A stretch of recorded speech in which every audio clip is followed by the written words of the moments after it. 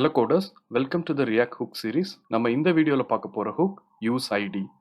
useId ஓட primary purpose என்ன அப்படின்னு சொல்லி பார்த்தோம்னா it is to generate unique IDs. React 18ல இந்த hook வந்து use opaque identifierன்ற hookக்கு replacementா தான் வந்து introduce பண்ணாங்க. ஏன்னா அது வந்து ரொம்ப பக்கியா இருந்துச்சு. ஸோ அதுக்கு replacementா useId வந்து introduce பண்ணாங்க. ஸோ useIdயோட primary purpose நம்ம இப்போ பார்த்தோம்னா எங்கெல்லாம் ஐடி யூஸ் பண்ணுவோம் பார்த்தோம்னா HTML elements வந்து லிங்க் பண்றதுக்கு வந்து ஐடி யூஸ் பண்ணுவோம். இந்த ஹூக்லாம் இன்ட்ரடியூஸ் பண்றதுக்கு முன்னாடி நம்ம எப்படி பண்ணிட்டு இருந்தோம் அப்படின்னா ஜாவாஸ்கிரிப்ட்ல வந்து டிஃபால்ட்டா ஃபங்க்ஷன் இருக்கு மேத் டாட் ரேண்டம் அப்படின்னு சொல்லிட்டு இந்த மேத் ஃபங்க்ஷன் தான் வந்து யூஸ் பண்ணி நம்ம யூனிக் ஐடிஸ் வந்து ஜென்ரேட் பண்ணி HTML எலமெண்ட்ஸ்க்கு வந்து அசைன் பண்ணிட்டு இருந்தோம். பட் அதுல என்ன ஒரு ப்ராப்ளம் இருக்குன்னா நம்ம ரியாக்ட் வந்து போத் கிளைண்ட் சைட் ரெண்டரிங்க்கும் யூஸ் பண்ணலாம், சர்வர் சைட் ரெண்டரிங்க்கும் யூஸ் பண்ணலாம். இன்கேஸ் உங்களுக்கு இந்த ரெண்டரிங் பத்தி உங்களுக்கு ஐடியா இல்லைன்னா ஒரு சின்ன எக்ஸாம்பிள் சொல்றேன். கிளைண்ட் சைட் ரெண்டரிங்னா ஒன்றும் இல்லை. கிளைண்ட் சைட் ரெண்டரிங்னா மொத்த ரெண்டரிங்கும் வந்து நம்ம ப்ரௌசர்ல வந்து நடக்கும். அதோட யூசரோட ப்ரௌசர்ல வந்து நடக்கும். சர்வர்ல எதுவும் நடக்காது. அதே சர்வர் சைட் ரெண்டரிங் அப்படின்னா ரெண்டரிங் ப்ராசஸ் வந்து சர்வர் சைட்ல நடக்கும். HTML வந்து நமக்கு வந்து பாஸ் பண்ணிவிடும் சர்வர். அதுல வந்து நம்ம ஜாவாஸ்கிரிப்டை வந்து இன்ஜெக்ட் பண்ணி ஸ்க்ரீன் வந்து யூசர் காமிப்போம். இதுதான் வந்து சர்வர் சைட் ரெண்டரிங். இந்த ரெண்டு ரெண்டரிங்கும் வந்து ரியாக்ட்ல வந்து சப்போர்ட் ஆகும்போது நம்ம வந்து இந்த மாதிரி மேத் டாட் ரேண்டம் வந்து யூஸ் பண்ணோம்னா மிஸ்மேட்சஸ் வந்து நடக்கும். இதை அவாய்ட் பண்றதுக்கு தான் ரியாக்ட் வந்து useId இன்ட்ரடியூஸ் பண்ணியிருக்காங்க.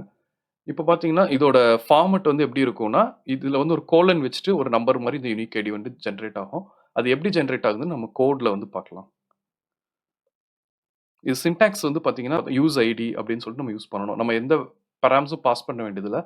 பாஸ் பண்ணாலும் வந்து எந்த டிஃபரன்ஸும் கிடையாது. அது என்ன ஐடி ஜென்ரேட் ஆகுமோ அதான் வந்து நமக்கு ஜென்ரேட் ஆகுது. ஸோ இதை வந்து கோட்ல பார்த்தோம்னா இப்போ ஒரு சாம்பிள் ப்ராஜெக்ட் வந்து கிரியேட் பண்ணியிருக்கேன். இப்போ இங்க வந்து ஒரு ஐடி வந்து கிரியேட் பண்ணலாம். Const ID is equal to use ID அப்படின்னு சொல்லிட்டு கிரியேட் பண்றேன். இப்போ இதை வந்து இங்க பிரிண்ட் பண்ணி பார்க்கலாம். இதை வந்து ஒரு h1 டேகா மாத்திடுறேன்.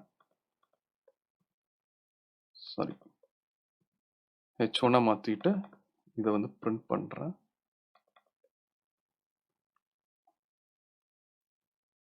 பிரிண்ட் பண்ற பார்த்தீங்கன்னா ஓகே, இது மாதிரி தான் வந்து நமக்கு வந்து யூனிக் ஐடி வந்து ஜென்ரேட் ஆகுது. ஸோ நெக்ஸ்ட் ஐடி 2 வந்து ஜென்ரேட் பண்ணலாம். So same syntax useId use பண்ணிட்டு கீழே இது போடுறதுக்கு முன்னாடி நான் அதை ஃப்ராக்மெண்ட்ல போட்டுக்கிறேன் அது டிஸ்பிளே பண்றதுக்கு. ஏன்னா மல்டிபிள் எலமெண்ட்ஸ் வந்து வந்துருச்சு. ஸோ h1 திரும்ப வந்து போடுறேன். id2 வந்து யூஸ் பண்றோம். இப்போ பாருங்க இது எப்படி டிஸ்பிளே ஆகுதுன்னு. ஓகே, ஸோ இது வந்து யூனிக்கா வந்து ஜென்ரேட் ஆகிட்டே இருக்கும். ஸோ இதை எப்படி நம்ம HTML யூஸ் பண்றது அப்படின்னு பார்க்கலாம். இப்போ இதை நான் ரிமூவ் பண்ணிடுறேன். நம்ம ஜென்ரலாக வந்து HTML எலமெண்ட்ஸ் டேக் பண்ணுறதுக்கு தான் வந்து இது யூஸ் பண்ணணும். HTML for is equal to நான் இங்கே வந்து ஐடின்னு கொடுத்துட்றேன். ஐடின்னு கொடுத்துட்டு இதை வந்து நேம் வச்சுக்கலாம். நேம்ன்ற ஓகே, இப்போ ஒரு இன்புட் வந்து ஆட் பண்ணுறேன், இன்புட் ஃபீல்டு. ஓகே, ஸோ இதோட டைப் வந்து type is equal to text அப்படின்னு சொல்லிட்டு வச்சுக்கிறோம்.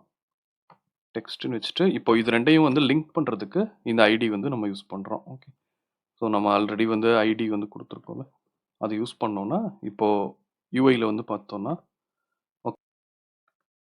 பார்த்தீங்கன்னா நம்ம டேக் வந்து இந்த ஐடி வந்து செட் ஆயிருக்கு. நம்ம யூஸ் ஐடி வச்சு இந்த ஐடி தான் ஜென்ரேட் பண்ணி செட் பண்ணிருக்கோம். வந்து மல்டிபிள் டேக்ஸும் வந்து நம்ம யூஸ் பண்ணலாம்.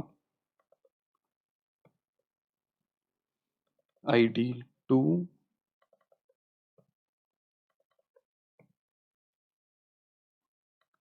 அகைன் நம்ம பார்த்தோம்னா ஃபீல்ட்ஸ் வந்து இது வந்து 2 இது வந்து 3 அதாவது முன்னாடி இருக்கிறத வந்து இக்னோர் பண்ணியிருக்கேன். ஸோ இந்த மாதிரி வந்து நமக்கு ஐடி வந்து ஜென்ரேட் ஆகும்.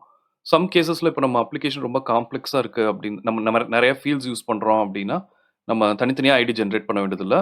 நம்ம இது ப்ரீஃபிக்ஸ் சஃபிக்ஸ் எதுனா யூஸ் பண்ணிக்கலாம். இப்போ ஃபார் எக்ஸாம்பிள் வந்து இதை வந்து நான் இப்போ டைனமிக் வேல்யூவை மாற்றிடுறேன். ஓகே, ஸோ ஐடி அப்படின்னு சொல்லிட்டு வச்சுட்டு இப்போ நேம் ஃபீல்டு அப்படின்னு சொல்லிட்டா நம்ம நேம்ன்ற சஃபிக்ஸ் வந்து ஆட் பண்ணிக்கலாம்.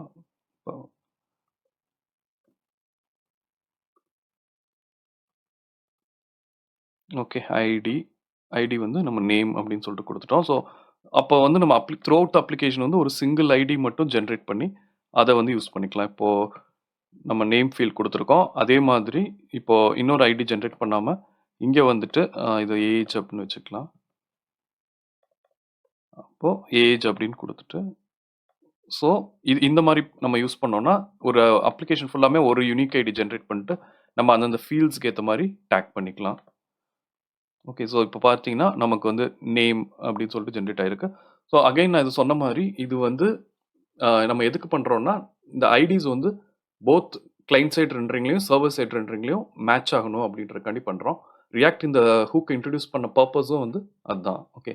ஸோ நம்ம வேற எங்க யூஸ் பண்ணுவோம் ஐடி அப்படின்னா, மேப்ல வந்து யூஸ் பண்ணுவோம். மேப் ஃபங்ஷன்ல நம்ம யூஐ எலிமெண்ட்ஸ் ரெண்டர் பண்றப்போ அதுக்கு வந்து யூனிக் ஐடி கொடுப்போம். ஆனா ரியாக்டோட டாக்குமெண்டேஷன் என்ன சொல்லுதுன்னா, கண்டிப்பா வந்து அங்க வந்து நம்ம யூஸ் பண்ணக்கூடாது. அங்க வந்து எய்தர் டேட்டாபேஸ் ஐடி இல்ல நம்ம டேட்டால என்ன ஐடிஸ் வந்து யூனிக்கா வச்சிருக்கோமோ, அதான் வந்து யூஸ் பண்ணணும் அப்படின்னு வந்து சொல்றாங்க. வீடியோ பாருங்க. இதுல ஏதாவது டவுட்ஸ் இருந்தா எனக்கு கமெண்ட் செக்ஷன்ல ஆட் பண்ணுங்க. இல்ல இதுல ஏதாவது கான்செப்ட் வந்து இன்னும் நான் எக்ஸ்பிளைன் பண்ணணும்னா அப்படின்னு சொன்னாலும் நீங்க வந்து ஆட் பண்ணுங்க. நான் வந்து எக்ஸ்பிளைன் பண்றேன். Thank you.